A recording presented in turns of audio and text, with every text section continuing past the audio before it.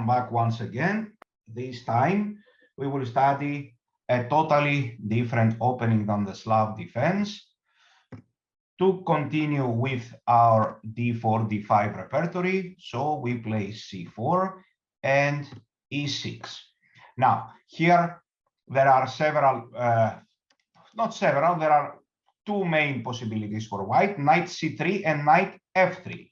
We will focus on the move knight c3 this time. So after knight c3, black has many possibilities. We will cover them all today and tomorrow. Of course, what we will do is study one or two interesting lines for white, and we will see some very nice instructive games. But you can continue studying by working on your own also, and most importantly, studying games from the database. Let's check what black can play here. So black has 4 moves to stay in the Queen's Gambit. Now we will study today the Queen's Gambit. So he has 4 moves. One move is bishop e7. The other move is knight f6. The other move is a6. And the other move is h6.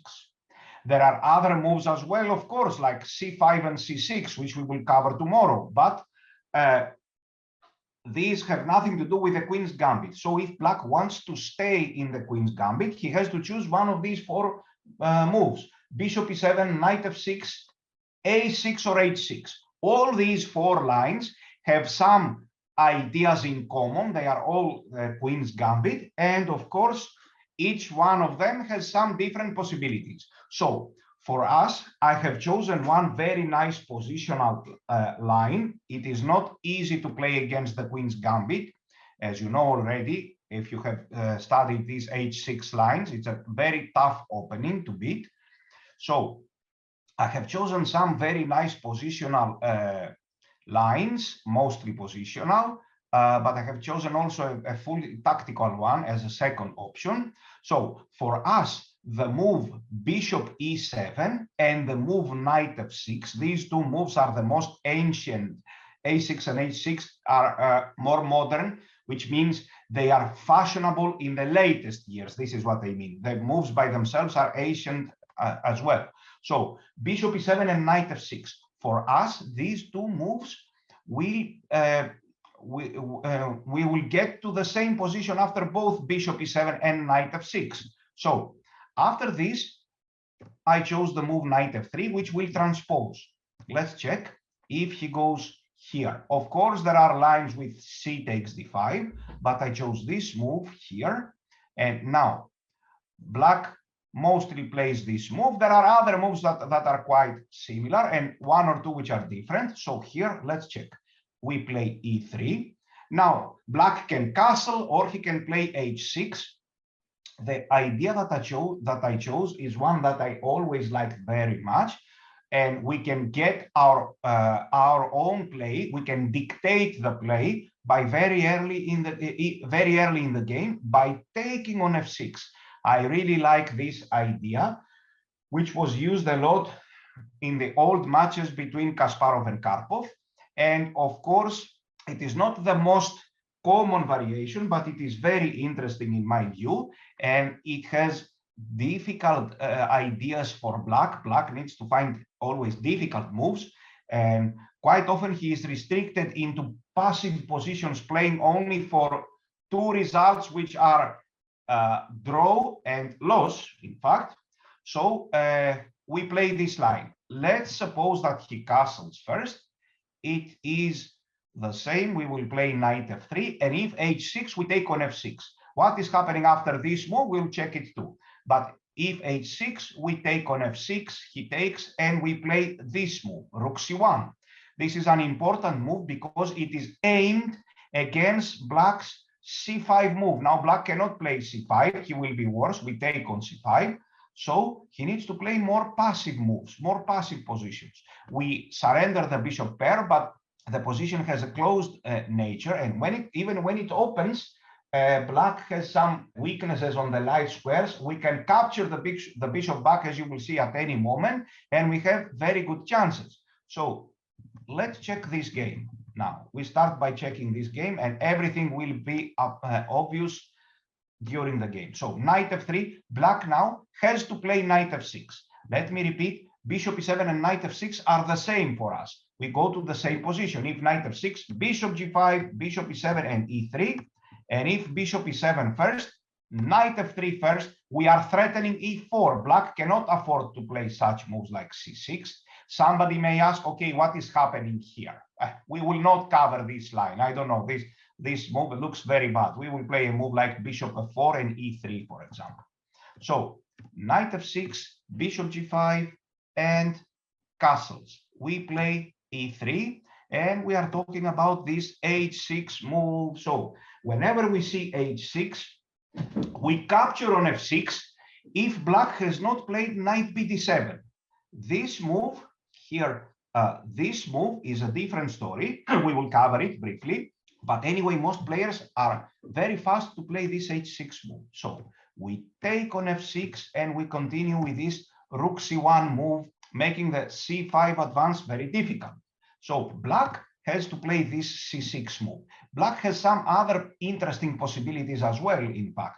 We will study also this move, b6, which leads to kind of passive game for black. We play either this or this move. I like this bishop e2 even better. Our plan is not to attack against the king, but to play on the queen side. And here we take it. And as you will see, we play b4 or castle short with very nice ideas for white. But for the moment, let's focus on the most common line, by far the most common, which is c6. Now we play bishop d3 and we simply want to castle. Black here cannot just come and play chess. Black needs to know what he is doing. Otherwise, he will end up much worse. So knight d7 is the move. We castle and d takes c4. A very typical idea is this big mistake. This b6 move is a big mistake, and it leads many players, many of your opponents will be playing this move, and it leads to very passive positions. We play c takes d5, and both possibilities, both choices for black are equally bad. For example, if he takes with the e pawn, we play e4. Somebody may argue that we have an isolated pawn, and we take with a knight, in fact. Somebody may argue that we have an isolated pawn on d4. This would have been the case if black's pawn was here. Then black would have a comfortable game. But this time, the weakness of d4 pawn is compensated by the weakness of the c6 pawn. And in fact, c6 is much more weak. And after bishop b7, we play this move, here only move, and white is better because this d5 c6 pawn is very weak.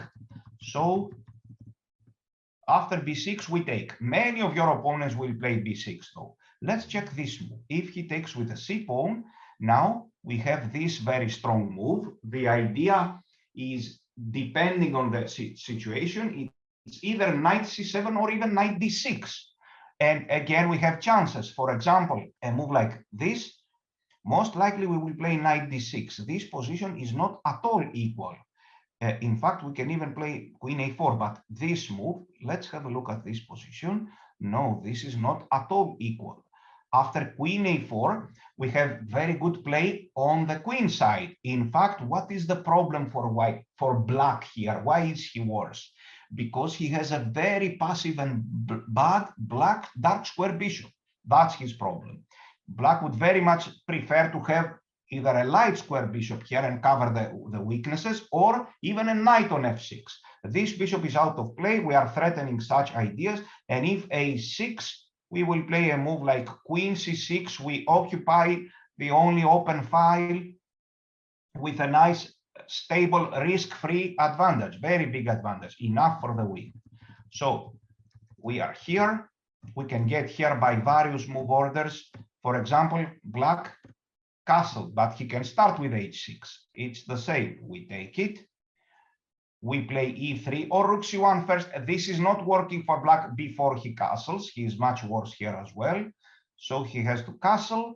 Rook c1, c6 is the best, and bishop d3. And here we come again to this position. I repeat once again, black cannot just come and play chess. For example, here we castle, and he needs to find a way to develop his bishop from c8. This would have been a big mistake, followed by b5. Now our plan is very clear, to prevent black from freeing himself with c5. So we put the bishop here. Another idea is to attack, to use this battery to attack here. So here bishop b7, but white has some advantage after, for example, the move knight e4. White has some advantage, and the game continues, of course. Black will not resign, but the game continues, and we are better. If necessary, we can even play this move at some moment, if necessary. This move, put a pawn on c5 and bury this bishop on b7 forever.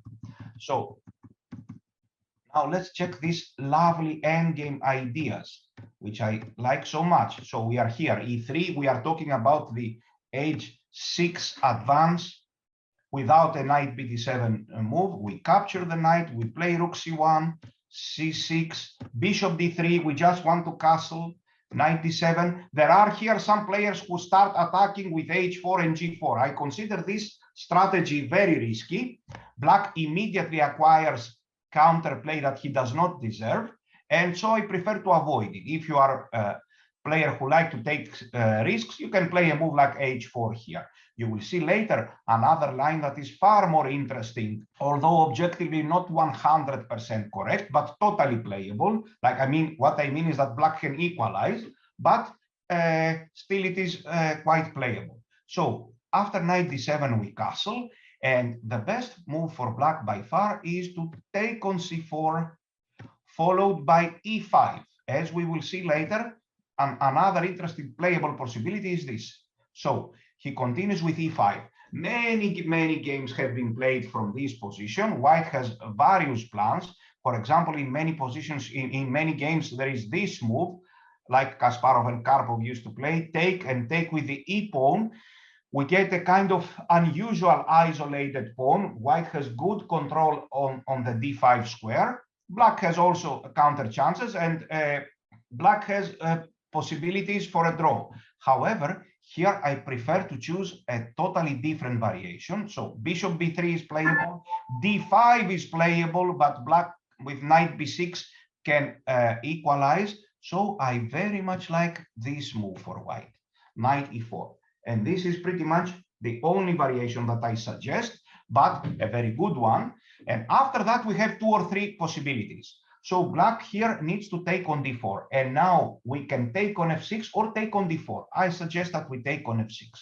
Now, black can take both with his queen and with his knight. And after each move, we can take both with our knight and our queen. In all cases, white is fighting for a nice advantage. For example, after knight takes f6, we can take with a knight or with a queen. Generally, I prefer to take with a queen and enter this endgame. This endgame, as we will see very well, is not at all equal. Is black better because he has a pawn majority on the queen side? Absolutely not.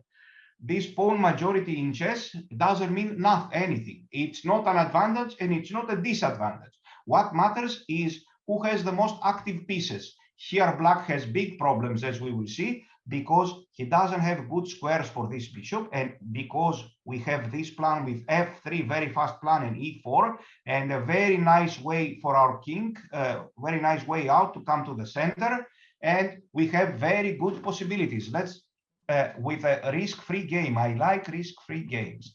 Let's check what happened in this game.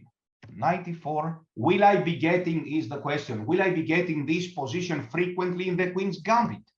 Well, maybe not so frequently. Why? Because your opponent will be playing random bad moves. But if they play well, then they will lose this way. So queen takes. Now, queen takes d4, but also knight takes d4 is entirely playable. Let's check this endgame, which is not at all equal. Only if the computer plays with black, or some player who knows everything by heart, only then it is equal. Black played knight f6 here. Black has several moves, all of them with the knight. He can play knight f5. In that case, we will put the bishop here to control this knight from e5. And then our plan is rook f to d1, as we will see, f3 or even f4 at a good moment. Our king is coming very fast to f2 and we have good chances. Black can also play, black played here. Black can also play knight to b6, and then we go, of course, bishop b3, again restricting the knight. There is an idea with a5, then we play a3, and this fixing of the structure, in fact, even a4 is possible here, but I prefer a3, and this fixing of the structure is in fact not clear at all for black, because this pawn in many cases turns out to be a weakness. Of course, it goes without saying that at any moment, if black plays such a move, we are more than happy to take this here. I'm not even talking about such an advance, such a big advantage. For example, even if we had to play a random move like this and a random move like this, for example, again, white has a permanent advantage here. Zero risk position. We play a move like f3, for example, here, and look here. We can take on c8. You can get such positions quite often in these lines. We can take on c8 with a big advantage. Who knows which one is the favorite, the famous game where black managed to save in the end? It's the famous game Flor Capablanca, the first time that they go to this endgame. So here we can take, white has a huge advantage, or we can keep the rooks on the board. We can put the rook somewhere, anywhere, and bring the king here to control all the entry squares on the C line, and then start gaining space left and right with G4, H4, and a very nice position. Let's go back. So we are here. The best moves for black. Be prepared that your opponents quite often will be playing such passive moves, or even such passive moves, like, for example, here, pointless moves. We play a move like queen here, rook f to d1. What is the idea behind rook f to d1? To make the advances c5 and e5 very difficult. What can black do here? Whenever he plays this, we are ready once again. Who will tell us the move, please? What will white play? First question for you today. What will white play here automatically? Very good. He will take on d5. If e takes, possibly e4. And if c takes, we can even play this directly. Here again, white is better. I would prefer possibly a move like rook c2. Maybe even bishop a6 is good enough. Once again, with a risk-free advantage. So, quite often, I am telling you the truth, your opponents will be playing random moves, and you will have an even bigger advantage. For example, such moves. Yes, nice, solid, but there is no plan. We put the pieces here. There is no plan for black. Yes, he cannot play b6. Again, he will be worse. Like, say, a move like this, but this can hardly be called development. And at a good moment, we may choose to play this move, or maybe even this move followed by b4 and nice queenside play. So he needs to know what he is doing. As I said, black cannot just come and play natural looking moves by his mind. He needs to know what he is doing. So we castle. That's why they play dc4 and e5. Here comes knight e4. He takes here. We take on f6. He can take with both knight and queen. And after that, we can take both with queen and knight. So here, I prefer the endgame. Let's check what happened now. Knight f6. This is not at all equal. White is better. Or let's say only the computer can play such a position with black. So white played f3. I really like this move. Taking control of these e4 and g4 squares. We are ready to bring the king here. And of course to play e4. Now let's check. Bishop here, and white played this. I will tell you one thing. The computer also gives a nice advantage for white after here. This is one of our plans. However, in order to play b4, I prefer this rook to be absent from the A line. Here, the computer says that white is better here, but I am kind of skeptical to give black a passed pawn like this. So what are we doing? We have many useful moves like this one, king f2, and we are waiting for black to remove his rook from a8. Can he play c5? No. After this, white is much better. All these weaknesses here will tell in the end. The computer already in such a position after e4, threatening e5, gives an advantage that is close to decisive for white. Can black just start pushing his majority? No, because we have better development and attacking possibilities. If he starts pushing his pawns, he will lose them in the end. So rook f to d1 and rook a to d8. After this inaccurate move, white has an even bigger advantage, and he played e4 here, and finally b4, a wonderful move, b4. Big advantage, risk-free game for white. Will I get this exact position in my life several times? Possibly not even one time, but for a good reason, because your opponent will be playing random moves earlier, or because he will get an even worse version of these positions. If they ask now, what is white's plan? Of course, king f2, but also a very simple plan. White wants to play a4, a5, a6, and then attack on c6. So after a4 and a5, quite possibly black will be forced to play a6 himself, and then his 3 pawns are blocked by our 1 pawn. This is what happened after some preparatory moves. This is what happened in this game. White played knight. He could have played even a4 and then a5 like this to fix the structure.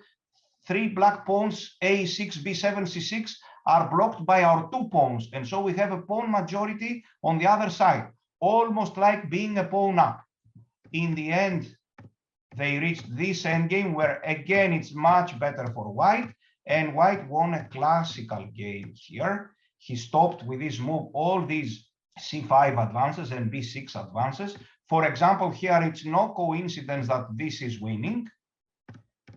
For white, we bring the king out, and this is just completely lost because black cannot create a passed pawn. And in the end, white won this wonderful endgame. Let's check it. Of course,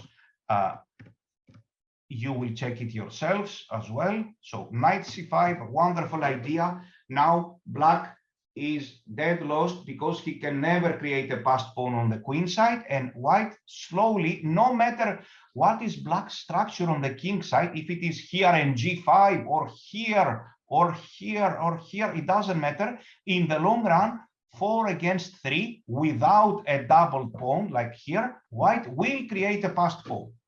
So such moves were played, h4. White played the best moves for a long time, but we don't even have to play the best moves. Good moves are enough for the win. And Grigoriy Svetosar, one of the greatest players of all time, beat Philip Miroslav in 1965. So theory has not really changed since then because it is an endgame. Let's check now another game. This is the game between Grandmaster Ivan Ivanisevic and Grandmaster Daniel Friedman. This was played in 2018. So let's check, starting by a different move order. Here d4. So we get this position after knight f6 or bishop e7. Knight f3, we are threatening e4 now. He cannot afford to play such a move, for example, or any other move, because after e4, white is better. Here, for example, here we can even take it, or just come back with knight c3 and bishop d3. We have a very nice advantage here. So here I see that there is some dc4 transposing to Panov. I don't understand that. There is no such possibility. So here, knight f6, bishop g5, h6, bishop takes f6, bishop takes f6, and e3. No. There is some notation here that which is totally wrong. After knight f6, Here, bishop g5, dc4. In fact, white is better by various ways here. This is totally illogical. So this is my comment to this. Black has to play in classical way. So castles and rook c1. So we go here. c6 is one possibility. b6 is playable. Black cannot play such moves, for example. Then he will be worse with natural play. We can play a move like bishop d3, or let's say wait for one move. This a3, I like it very much. Black is lacking good ideas here. This is what you will be getting quite often in your games. Black will have very difficult play without knowing what to do. Shall we start attacking here with h4? This is clearly not my style. I don't want to play chess like that when there are other risk-free options. So a move like a3 will do here. Or maybe even bishop d3 or bishop e2. Black cannot free himself. If he wants to free himself, he needs to follow the main line.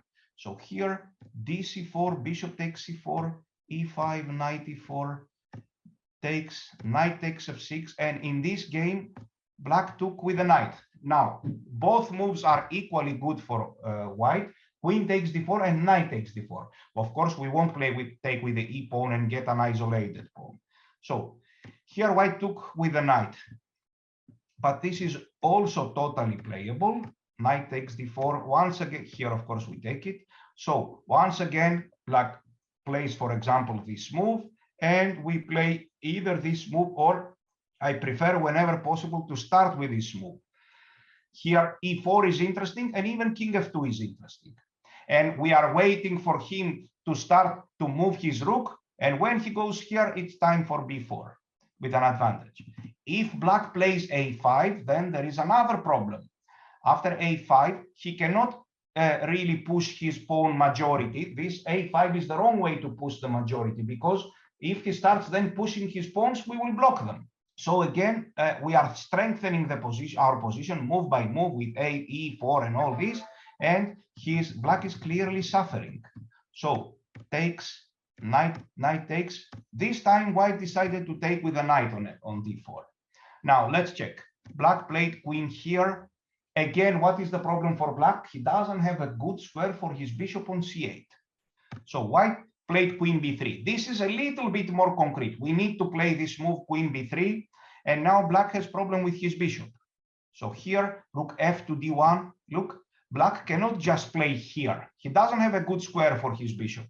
You see, it cannot go to e6, to f5, to d7. It is blundering, but it is also passive. And here again, it's not possible to put the bishop here at the edge of the board, because we stabilize with e4, maybe even queen c3 is better, then later e4, and black will be much worse. Here, e4. Black will be much worse. The pawn majority on the queen side is irrelevant. Who is better here? The one who has more active pieces. So, knight takes d4, queen here, queen b3, rook d8, rook f to d1, knight d5 was played here. Not easy to suggest a move. And white played bishop e2. There are other possibilities as well, like we can even double the rooks. A good idea is to play here now and maybe even put the bishop on f3. Black needs to find ways to develop his pieces. He played this, which is not desirable strategically, and this is not an equal position. Just keep on playing such a position, and you will see, even if you find it difficult kind of to totally understand that white is better here, if you keep on playing such a position, just keep on playing, do not offer draw, you will see that you are a lot better. So white exchanged the rooks, and again he is better. He played this interesting move, but this traditional move f3 and king f2 is good enough for an advantage. In the end, white won this game. You will check the rest of the game by yourself. Let's check now another game, this one.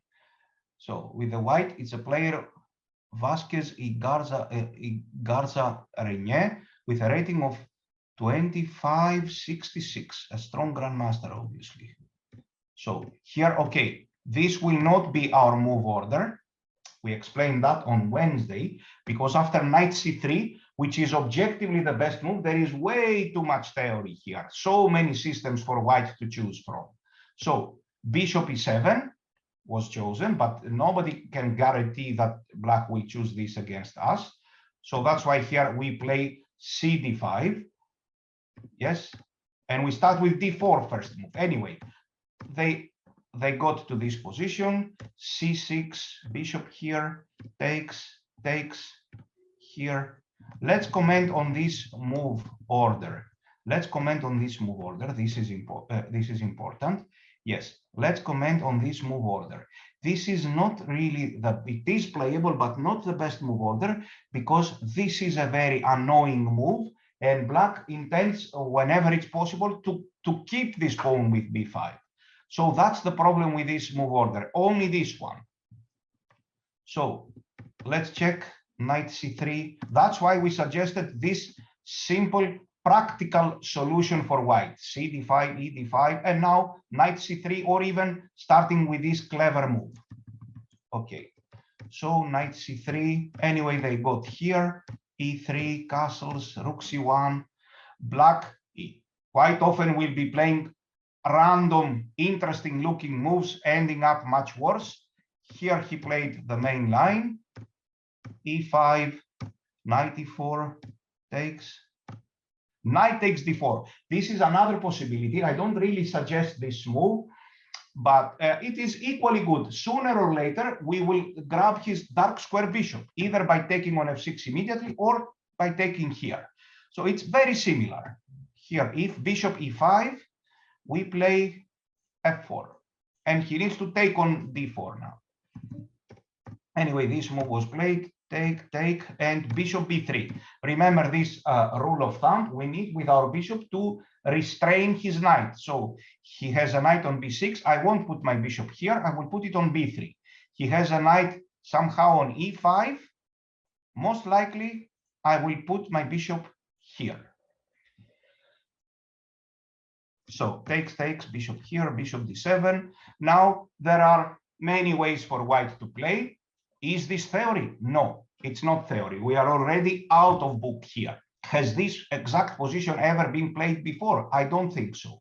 But the plans, the typical plans, have been played several times. So here, this is one very playable idea, a4. But we weaken b4 square, yes, but his knight is never going to b4. Whenever he goes to d5, we capture it. So a4, a5, and a move like queen here and queen c5. Very nice advantage for white, queen c5. Be careful, with queens on the board, this f3, e4 idea might be playable, but we need to be more careful, yes, with queens on the board, right? Without queens, it is very easy. So here we are, let's check this game, how they played. White played queen d2. It doesn't matter, it's completely unimportant if what is the best move here objectively. Only the computer knows, we don't know, and our opponent also doesn't know. But we know the plans and the ideas. He played here and queen b4. I also like the move queen a5. So here, a4, and in the end, he managed to win a pawn with this nice, interesting queen a5 idea. He won a pawn and he won the game in the end. So here, yes, queen b8, and he went to g3, and he stabilized the position and won. Save, yes, okay. Let's now check another game, this one. So here we are. Let's check this game. Knight f3, we start with d4, but anyway, somehow they got here. We don't use this move order. Here, we don't play knight c3 because he can play bishop b4, c5, c6, d4, and other moves. So bishop g5, he played h6, we take it, e3, castles, rook c1. Let's try some other moves by black now. Let's suppose he takes here. So we take with the bishop, and he plays this move. Again, we can play a move like h4 or all these moves. I just hate to play like this. So we will castle here and queen e2. Black has problems here. He cannot easily free himself. The pair of bishops is only symbolic here. At any moment, we can exchange light square bishops, and I'm not even sure we want that. For example, he plays knight d7, and we will play, yes, this is playable, but I don't see any reason for that. We will play simple natural chess, like such moves, and our plan is maybe to play e4 or d5 at some moment. You see, black has a very, very passive position. For example, he plays here. This has nothing to do with theory. However, you will face, trust me when I tell you, you will face such moves every time when you try to play the Queen's Gambit. And these moves are very welcomed. So what can we play with white here? What do you think? In my view, the best move for white is clearly this one, the most ambitious move and best move, e4. You see, as promised, very difficult play for black. He doesn't really know what to do. e5 is not possible. What to suggest, I don't know. For example, a move like this, to step away from the D line. And now even this is possible. Can you recognize what is black's problem now in this position? What is his problem? Apart from general assessments like he is lacking space and all this, a bit more particular, can you note what is his problem here? Why is black much worse? Let's say I play a scientific move like this one. Well, black's problem is that he has a terrible knight on d7. That's his problem, in fact. His knight from d7 is terrible, and it cannot really be improved. Putting it here, we can always play g3, h4, and anyway, it's kind of out of play. Playing c5 in order to take and play knight c5, here we will always be playing this move. And playing this finally in order to activate the knight, you solve one problem, but you create another. Now the knight is activated, but now there is no c5 advance, and the bishop on b7 is permanently very bad. So we are not afraid of his novelties. He needs to know what he is doing. Black needs to know what he is doing. I repeat once again, if he just comes to play chess, he will be much worse. c6, bishop d3. There is a reason why the main lines are the main lines. So d c4, bishop takes c4, e5. Let's suppose he plays this, a big positional mistake. Very often I see such moves in amateurs games. This is a very bad move in a positional sense. White will either play here or here. I think objectively this is the best. And he goes here. What is the problem with that? The knight from d5 is in fact very far away from the squares c5 and e5. It is located very close, but it's not helping at all with the advance of c5 and e5. And as a result, black can never play c5 and e5. It will take him too much time. So it's literally really impossible. So he is left without pawn breaks, and he is strategically much worse. Let's say I play such a move intending to do this. So these lines are very important. I repeat. So here again, black is almost lost. These lines are very important to understand that black is forced to enter these lines. Okay, and let's see what happened. The best moves, e5, knight e4, take, take, take. Queen takes d4 this time, but also knight takes d4 is good. Queen e7. Yes, this is one possibility. Queen e7 to keep the queens on the board. What do you think white should play here? I wonder what is the theory here. For example, rook f to d1 appears very normal, but then black has bishop g4. We have a knight on f3, so it's not possible to play f3 anymore. h3 appears to be good, but after h3, look, after h3, he immediately comes here. You see, our knight is not on d4. With our knight on d4, there is no bishop e6, no bishop e5, and not even bishop g4 because of f3. However, here we still have our knight on f3. So in fact, the correct move is this, queen e5, forcing black to exchange queens. Now again, white has much easier play. Only a grandmaster, strong grandmaster with a very powerful computer can find the best moves for black here, many best moves, not one or two, and equalize the position maybe. I really don't know how yet. I'm just assuming. For example, here, we just take it and white is better here because this e6 pawn is weak and e5 square is weak. Now, it doesn't matter what we will play. Let's say here, we will calculate this move, maybe even e4 and h3 later. We have a big advantage. The pawn majority on the queen side is once again totally irrelevant. So let's see what happened after queen e5, takes, bishop e6. White is happy to take this pawn. We need to play these f3, e4 moves at some moment. The computer says this is a big advantage for white. This is a big advantage for white also. We have sometimes these annoying threats here, and black is immobilized. He needs to permanently protect this b7 pawn. He can never push his pawns. So f3 here.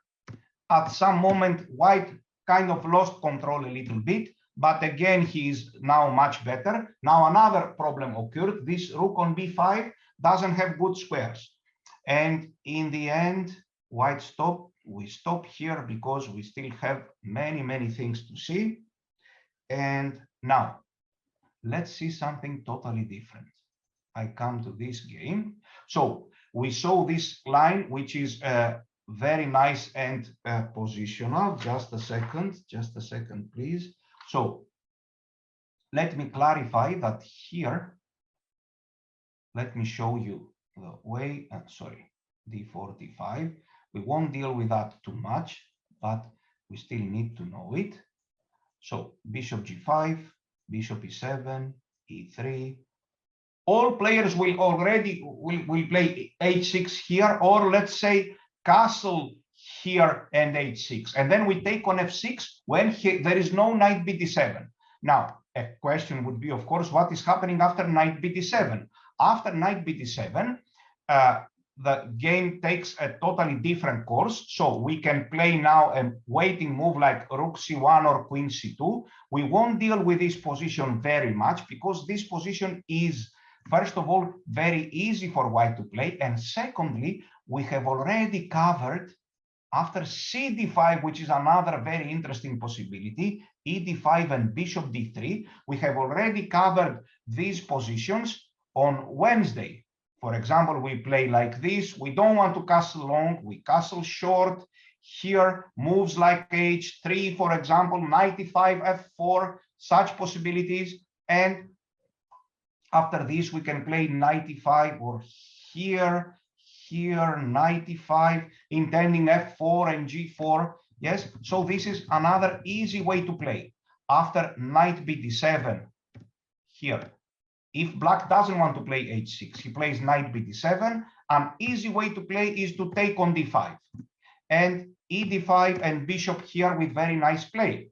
A million moves can be played by black here, of course, but c6 is the most logical plan, let's say. Can he play rook e8 here? Of course he can, but in the end we will come down to the same thing. Can he play c5? Well, after c5, we will play d takes c5, and we will gain again a small advantage. In such a position, we don't really mind even giving this bishop. Again, we have solid, a small but solid advantage. You know, every grandmaster is in fact begging to get such positions with white. Risk-free game. It doesn't matter that we don't have checkmate. We are never going to give checkmate here. Risk-free game with one weakness on d5, and we keep on playing for hours. So here, however, I would like to note this move, b6. This move. I will tell you that this move is very rare for black. Black always starts with h6 first, and then he cannot even get this position. But let's study it after this move order in that case. So we take on f6, we play rook c1, look, and here, instead of c6, black plays here. Haven't we checked that already? No, we checked c6, here, castle short, and this bad move. We take on d5 with a big advantage. Now, after rook c1, this move appears to be more natural. Should I take on d5? The answer is not yet.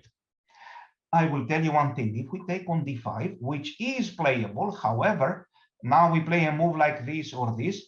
If our opponent is a good player and he knows about Queen's Gambit, then he will know that the correct idea is to develop the bishop not on b7, but on e6. This is the correct idea for black. The bishop is much more active on e6. So most players won't know that and then will play bishop b7. But here, black has a good play. So after rook c1 and b6, in fact, general wisdom says that we are waiting for the move bishop b7, which will come next, and then we take on d5. So both moves here and here are playable. Our idea is not to give checkmate, so this is already good, because after several moves, this bishop can come to f3. Now, a move like bishop b7, now we take on d5, he takes, and now our plan is b4, for example, we castle short, he plays this move, and we play b4. This is a very nice version of the Queen's Gambit, good advantage for white. And let's comment on this move a little bit. This is already another positional mistake. What do you think white will play here? In this equal looking position, in fact, white is much better. White will, of course, play b5. Very good.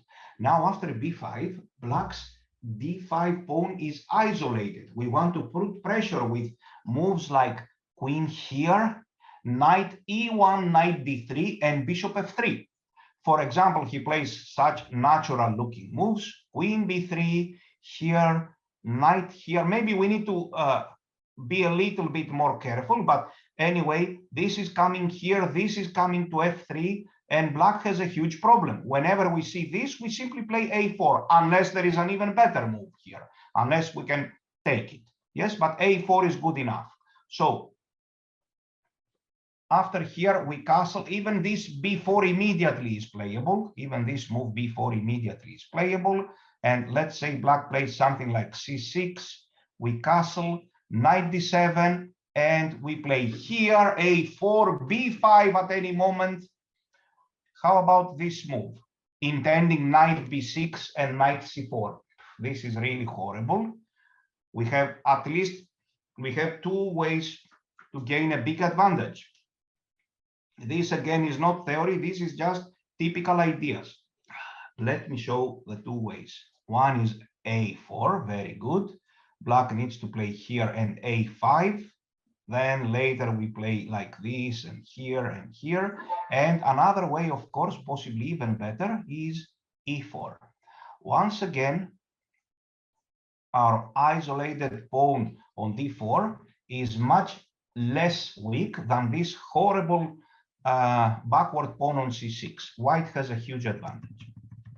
So here the position is once again difficult for black to play. You will see some games by Karpov in these lines with the white pieces, like here, this move, this idea, take an a4. You will see some in the game session, some games with Karpov. Later he would play e4 here, and this structure is strangely enough horrible for black, sorry. Here and some attacking possibilities.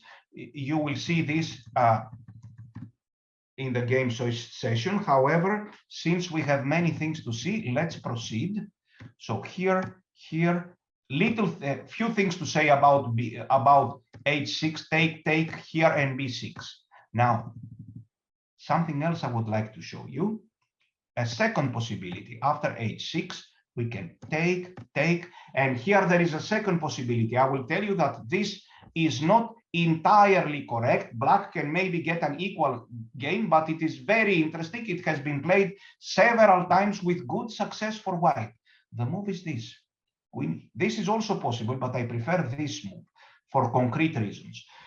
Queen d2 supporting everything and getting ready to play long castle and h4, g4. Of course, chess is not so simple, but nevertheless, let's check a couple of games here.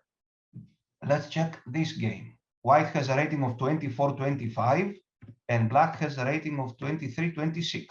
So knight f3 here, bishop g5, h6, we take it. If he has no knight bd7, he takes it. e3, castles, queen d2. Yes, not rook c1. I am because I'm a positional player, I'm ready to play rook c1 without thinking. So queen d2. The idea is very simple. Castle long, play h4 and g4 and give checkmate. So here this move was played, c6. White can play h4, castle long, maybe even g4. He played h4. Here, what is the objective evaluation of this position after queen d2? Black has many moves. Possibly the best move is a6. Black has many moves here, but the computer would say white is slightly better, or it is equal, or all this. It doesn't matter. In a practical game, after a few moves in this rare position, we are out of book. And what matters is who is the best calculator. So white played g4. He is only one move away from castling long, yes? So white's king is considered to be safe. And after g6, the players are already out of book, of course. White played g5, which is a very interesting gambit. Black took it, and he played bishop g7. What happens if he takes? If he takes, we just castle, and then we want to attack with bishop d3, rook d to g1. Very nice attacking possibilities. For example, here I suggest the move e4. So I'm proposing two lines that are entirely different with each other. One is playing for the endgame and for positional squeezing. The other one is playing for checkmate. Of course, none of them guarantees a big advantage. There is no such thing. World champions are all of them playing the Queen's Gambit. So, but they are very interesting and playable possibilities. So h4 happened in this game, and g4 and g5. So he takes. Yeah, of course, if black plays here, obviously he is threatening the move h5. Yes, it's common sense. White will either play h5 himself, or he will just take here to open up the position, and now castle long and attack, but occasionally also be attacked. So this happened in this game. He castled long, dc4, and white played here. He didn't even bother to take. Look at this nice idea here, a very hidden tactic. Queen h2, with queen h7, which is a rather slow move. Just look at this move. Knight h2. The idea is to play obviously knight g4, but also to play this and bring the queen to h2. So here, knight g4, white won soon after. Let's check another game. Now the game between good Indian player Adhiban Bhaskaran against Shyam Sundar. This game was played in 2014. Let's check. Again, by different move orders, we arrive here. So h6, I see no knight on d7. I capture here, and e3, castles. Rook c1 is the positional line. Queen d2 is the tactical line. So b6. I'm pretty sure that Adhiban has a computer which also says that this position is equal. Yes, his computer has exactly the same, shows exactly the same evaluation. However, he plays this because he is very experienced, just like every grandmaster, and he takes into account also the human factor. So here he took on d5 and he played h4. I would say that maybe this might be even better. Let's say a bit more flexible. And on the next move, we will take on d5 and play g4. What is the evaluation of the computer here? Nobody knows. We are out of book. But I see clear plans for white to play g4, for example, after a move like queen here and play g4 or e4. And I believe white has much easier position to play. So this is also interesting. White took here, he played this, intending g4, queen d7. What is happening after this? White will most likely be hesitant to take on c5 and take on d5. The most simple move is to just play here. C d5, should we take with a knight or with a pawn? Who will tell us, please, fast? What do you think? White should take with a knight or with a pawn here, regardless of what the computer is saying, yes? So, in fact, strangely enough, in this position, I believe maybe white is better after both moves, but in this position, we want to use his bishop on f6 as a target of an attack. And for this reason, I would prefer this move. E takes d4 in order to use his bishop as a target for an attack. Possibly knight takes d4 is also good. So let's check. Black played here, bishop here. Maybe we could also consider this move first, forcing c6 and then come here. He played this. Look at this idea now. c5, and he played this interesting move. This is very double-edged because now our king is in danger, but he plans to play queen c2 and give checkmate, and if g6 to play h5. So here he played queen here, but if we fail to attack here, we will be checkmated. You will check the rest of the game. White won. So here we are. Let's check now another game. Just a second. In the first game, Grandmaster Pogorelov was with the black pieces, and in the second game, he plays this line with the white pieces, although he lost that game. So here, d5, d4, bishop e7. After bishop e7, we play knight f3. After knight f6, we get to the same position. We play bishop g5 here and e3. h6, I take the knight. Castles, knight f3, h6. Again, I take the knight. Yes, and it's either rook c1, depending on your mood, or queen d2. So there are other possibilities as well, but I like these two because they are good, practical, without much theory, mostly with plans. So here, take, queen d2 once again, and a6. I think this is the best move here, a6. White, castle long. The computer will immediately tell you that here we need to change plan. And after this rook d1 mysterious move, what's the idea behind this move? To make the c5 advance as unattractive as possible, as difficult as possible. The computer says that rook d1 all of a sudden, especially after a6, is the best move, and white again is better. But white decided to castle long, and now b5 is an interesting possibility. This is also interesting. I believe we need to take it. And after b5, bishop here and here, we reach an unclear game. If in this position our king was standing on g1, then white is better without risk. Yes, because on g1, our king is safe. But here, by definition, there is counterplay. Okay, so b5 was played, and this is a good move. White took on d5. I thought about this move, I was thinking, because theoretically, with 2 against 2, black cannot open the files. However, the computer says that after knight c6, black is doing very well.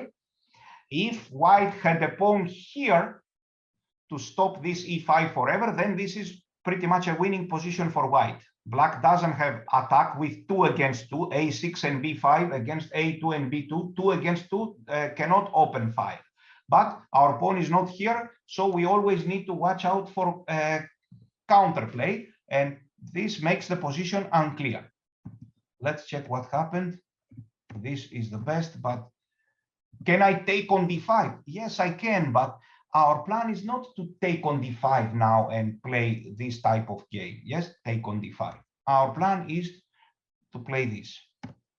Even if now white didn't play the best moves and the computer shows that black is slightly better, even this is playable. Of course, we should better avoid it. Here, yes, e4. Later, black won this game in this unclear position.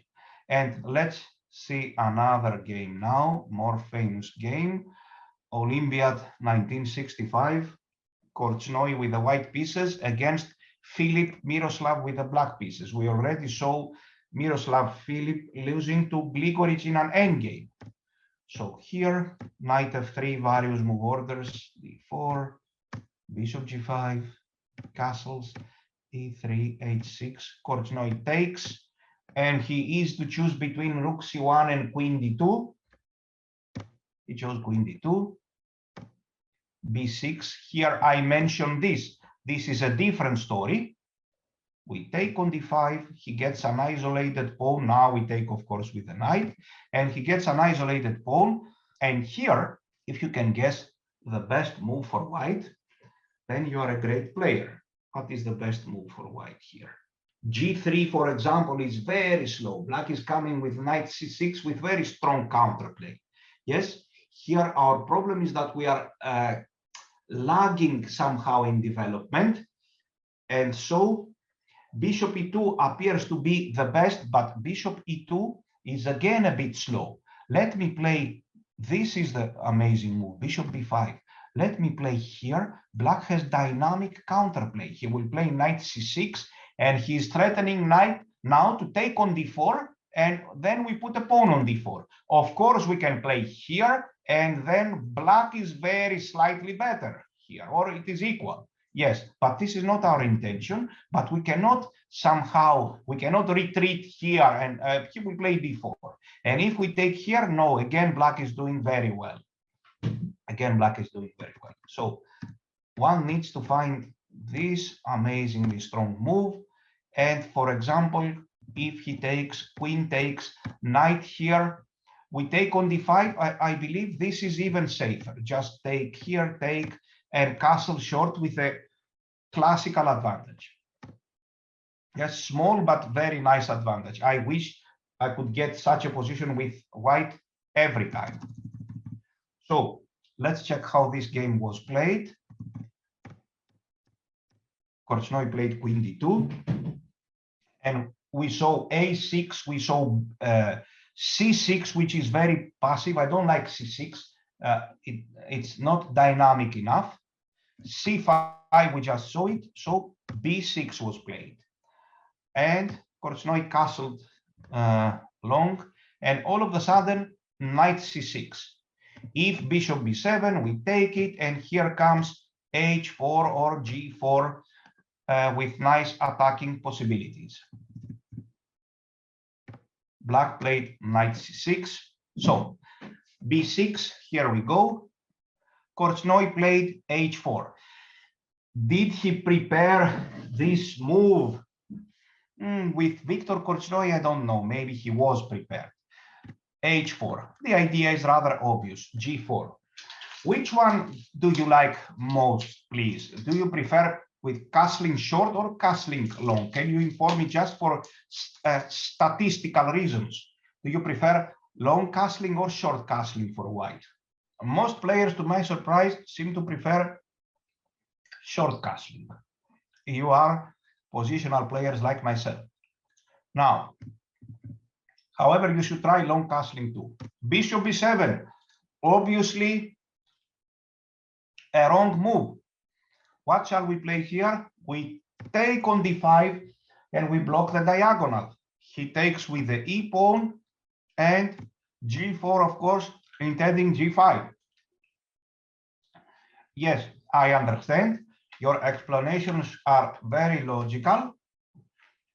However, take my advice, try them both and see which works better. So G4 with a nice advantage. Let's check how they played. H4, black played G6, G4. Black was in time to play here. If black plays any other move, white will sacrifice a pawn again to open lines. G5. If here H5 or take, and if he takes, a very nice pawn sacrifice, take. Maybe we can even take an F4. And the queen is coming here, or this is good enough. Bishop here, then we brutally bring all our pieces here and we start sacrificing. So black has very difficult play. If black is prepared and he knows exactly what to do, again, after a few moves, he will be under pressure. Okay, so I believed we covered these very nice, interesting lines. Save, okay. Just very fast, I will show you also something else, which I didn't take a note, but of course I have it here. We return a little bit to this line, the positional line. So D4, bishop C4, E4, E5, and there is also C5. There is also this move. Again, we play knight E4, although Kasparov himself had played queen E2, and this is a nice isolated pawn for white here. So queen E2 is totally playable here in this position. However, I prefer this move.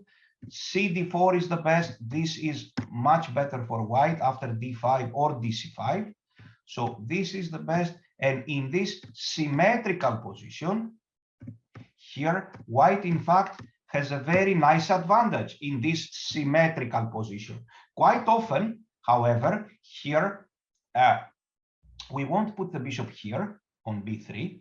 In this position, I would play bishop B3, but in this position, I think we should attack this pawn. The correct move is bishop to E2, and then we play this wonderful, amazing move. The whole story is about this move. We don't just play bishop F3. We play this move. The bishop is coming here. After any move like this, we play king F2, of course. King F2, and this is coming here. Very unpleasant positions for black.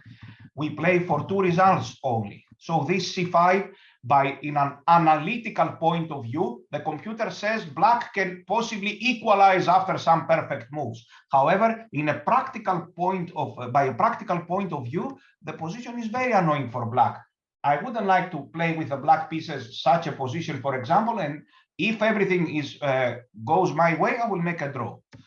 So this is wrong. White takes, for example, A6. This move, let's comment on this move, please. B5, no, this is the correct move. And now F3, knight F3, bishop E2, all these are better for white. But let's comment on this move. This is a very bad move. We take on E6, and look what happens now. He takes on C4. We take here. He takes, for example, with the knight, and now he is losing. We play this move. Even this is better for white, but we play this move, and such an endgame is totally lost for black. Such an endgame, total, not just lost, but totally lost, especially without rooks. If we suppose we had rooks on the board, for example, here, let me play a less strong move for white. Let's say we are here. Now I start playing on purpose. I start playing random moves and give to black the chance to consolidate. Again, black is much worse here. Why? Because, for two reasons. Because rook and pawns in the endgame tend to be better than minor pieces, rook and pawns. So we already have rook and two pawns.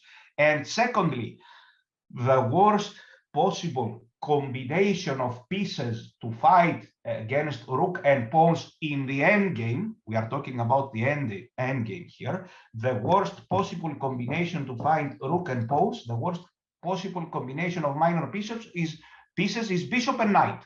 And black here has bishop and knight. There is only one chance for black, one good thing about him, that he has the rooks on the board. Without the rooks, black is completely lost. Here, if we exchange one pair of rooks. And this explains this move. So do not hesitate to enter such an endgame. Let's suppose, okay, I won't give rook c8 check. Let's suppose we are here this time and black has temporarily consolidated. This is a totally lost position because without rooks, there are no complications, no combination of pieces. And also our king is very free to move. I can put my king even here theoretically without being afraid. So here we will win. So that's the story with this c5 move. Again, we play knight e4. We exchange here. He should better take with the knight. We exchanged queens, although knight takes d4 is also very interesting. And once again, our plan is this. Bishop e2, not at all equal. f4 and bishop f3. I'm very proud of this plan. Very proud of this plan. And it's not at all equal. Here, white has king f2. Actually, the computer points out an amazingly difficult move for white here, h4. 9 out of 10 moves, 9 out of 10 times, this move will be bad. But here, this is very strong. Let's not waste so much time now explaining why this move is very strong, because h5 is not good, because this is not directly related with the queen's gambit. Now we are here, and we will check some other possibility. So now we will play against ourselves and we will check, guess which line? h6 and a6. So this is the line that I suggest. Actually, let's start with this move. This is so a6 and h6. These both moves, white has many ways to play, but I suggest some very nice and easy way without having almost anything to memorize. So we take on d5 and we play bishop f4. This is another very interesting possibility here in the a6 move order, and here with some theory and e3 for those who want to investigate these positions. However, I simply suggest after both a6 and h6, we take on d5 and play bishop f4. So here we take it. Why do we take it? Because he starts threatening these moves to take here. Yes, and of course I don't want to play this because then I block my bishop from c1. So we want to take it. This move could have been interesting. I tried so much to make it work here, but it's not so good after e5. Black is doing very well. Like if he goes here, surprisingly, we will get some Slav exchange type of game, if you can believe. Here in bishop d3, some kind of Slav exchange or here. So we just need to take it, e takes, and play bishop f4. Our plan is to play e3, bishop d3. Of course, it is playable for black. This a6 line or the h6 line cannot be refuted, obviously. So here, our plan is to play this, intending bishop d3. And for example, a move like this. Okay, now this is playable, very sophisticated. What is the idea behind this move? The idea, we lost the tempo compared to this position. Like there are some games here with theory. And the idea is to play f4 here. And now it's total chaos. You know, this. I don't like us to spend so much time on these lines. Listen what we will do. After both a6 and h6, we just take it, nice and easy. We develop our pieces, bishop f4, and we continue with normal development, e3. Now, he goes, for example, here. There is no easier position to play. We go bishop here. We can play knight e2, knight f3, h3, queen c2. All these moves are playable. For example, here, knight f3 or knight e2, we castle short with a very nice small advantage. No reason to waste time here. cd5, bishop f4, e3, bishop d3, forget about memorizing. That would be a total waste of time. For example, they play here. Yes, we play e3. They play here, we take it. But what is our plan? Our plan is to play here queen c2 and possibly knight e2. Or, as you will see, this good version. Why is white playing like this? Because in this type of games, which we analyzed very deeply for black, white is trying to prevent black from exchanging his light square bishop. Let's check just one or two very nice games here. For example, where are we? We are here. For example, this game between Sonis Francesco, Grandmaster, and Lumaci Gabriel. So let's check. E3, very simple stuff. If bishop e7, we simply develop our pieces and we play a fine game. If he goes here, totally irrelevant novelty. We will play a move like h3. This even resembles the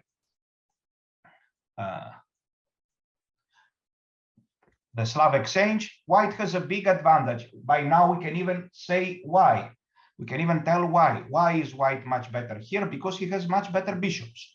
So let's see, a6, take, bishop f4, e3. We take here bishop d3, castles, and now two good ways to play. Knight g2 and queen c2 and castle short. For example, here, queen c2, c6, castle short. And another very interesting way, we start with h3. We must know by now what is happening after knight f3. Black will be happy to play here and either take or play like this. So we don't want to exchange his light square bishop. Our move is h3. For example, rook e8, knight f3, knight bd7. Yes, here white is much better after queen c2. So knight bd7, we castle short, and here we have a small but permanent, let's say, advantage. For example, a move like knight f8, we will play queen c2. For example, here we are a bit slow with our minority attack. We have other plans as well. We can nevertheless start a minority attack little by little. We can try such ideas, and another possible and good plan is this. At a good moment here, intending c5 at a good f4 at a good moment. Yes, so c6, for example, we can play this. What is the theory here? There is absolutely no theory, only plans. These positions are played with plans, as you may already know, because we have studied them even with the black pieces. Yes, so after a6, we simply take and bishop f4. I would like to check now one very good game by white, the game between Grandmaster David Alberto and Pourquet is the name of the black player. I don't know if I pronounce it well. Let's check knight c3, a6. We simply take it and bishop f4. No reason to spend more time in these lines. e3, take, bishop d3, castles, h3, accurate move. Here, knight f3, we don't even need to be afraid of knight e4. c6, he played this move. Here, castle short with a small advantage for white. For example, here, he could have played such a move. He played this idea in order sometimes to put the knight here, sometimes to play for f3 and e4. Let's check this plan. Here, he brings all his pieces here, and knight b3, f3, and the idea of knight b3 is to protect d4. f3 and e4 at some moment. For example, here, queen f2, and the idea is e4 at a good moment, and white got some nice advantage. Let's check a little bit. Knight c5. Even such a move is possible if you are wondering, 100%. Or here, queen c7. White is more than happy to exchange queens after this move. Okay, here, black cannot really exchange queens, cannot really play. He will lose his knight. But let's suppose that this move was forced. Here, without, yes, let's say this endgame. This endgame is horrible for black. Yes, he doesn't know what to do. We start gaining space from both sides and we are winning.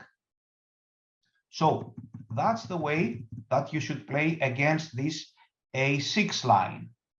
And let's check now the line with h6. So here,